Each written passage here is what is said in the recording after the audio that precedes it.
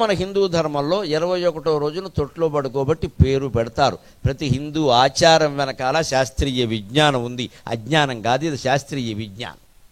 21వ రోజున ఎందుకంటే ఎందుకు నువ్వు పేరు పెట్టి అంతకుముందు పెట్టినా పిలిచినా వాడు పలకడు.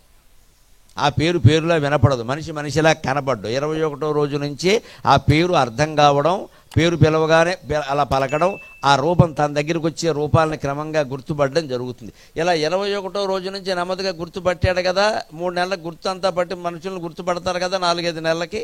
మరి తర్వాత 90 ఏళ్ళు వచ్చిన తర్వాత ఈ స్పృహ పోయిందే లేదా? మా తాతగారు ఎవరిని గుర్తుపట్టడం లేదండి, స్పృహ వచ్చింది పోయింది. అలాగే ఆ 2 ఏళ్ళు అయ్యేసరి కాస్త మాట అది వస్తుంది, పిలుస్తుంట మాట. 2 ఏళ్ళప్పుడు మాటలు వచ్చేది. మా అబ్బాయి అప్పుడే శ్లోకాలు చదివేస్తున్నాడు, ఉత్తరాంబరధరం అన్నాడు. ఈయన ఇంకా శుక్లాంబరధరం అంటలేదు ఇక్కడ. మనం దానికి వీడియో తీయించేసి మొత్తం వాట్సాప్లో పెట్టేస్తాం. దానికి అప్పుడే సన్మానం చేసి ఇవ్వాలి. మహావిద్వాంసులు ఎవరన్నా ఉంటే వీడిని ఎత్తుకుని ముద్దెట్టుకోవాలి, మనం ఓ ఫోటో తీసుకు. ఇది ఇంత చేస్తే చదివిందేమో తుత్తలాంబరధరం, అంతకంటే అది కూడా తుత్తలాం అన్నాడు ఇక్కడ. దానికే మనం ఎంత మురిసిపోతాం కదా. మాట రాగానే వచ్చేసింది మా వాడు. ఊళ్ళో ఎవరికీ రాలేదు, మా వాడికే. ఈ మాటలతో వాడు ఎంతమంది ప్రాణాలు తీసేస్తాడో తెలియదు తర్వాత. కానీ ముందు చాలా సంతోషం ప్రకటిస్తూ ఉంటాం మనం.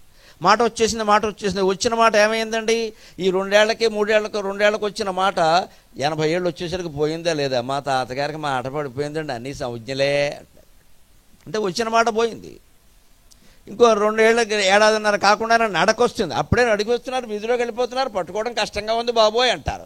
ఇంత పెద్ద మామగారికి ఏమైంది? 80 ఏళ్ళు రాగానే మొత్తం కాళ్ళన్నీ పడిపోయి పక్షవాతం మంచంలో ఉంది. మా మామగారు మంచంలోంచి లేవట్లేదు, చాకరీ చేస్తున్నాం. అంటే నడకొచ్చింది పోయింది, మాట వచ్చింది పోయింది, స్పృహ వచ్చింది పోయింది. అన్నీ వస్తాయి, అన్నీ పోతాయి. శివలింగానికి అభిషేకం తాత్పర్యం అది.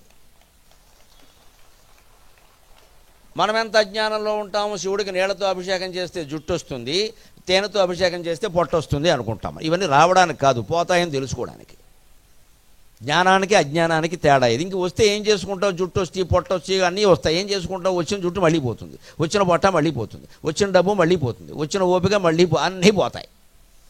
ఈ అన్నీ పోతాయనే విషయం తెలుసుకుంటే మనం జ్ఞానంలో ఉంటాం. అది వచ్చింది ఇది వచ్చింది అంటే అజ్ఞానంలో పడతాం. ఇదే తేలిక. కోరిక ఉండడానికి లేకపోవడానికి తేడా ఇది.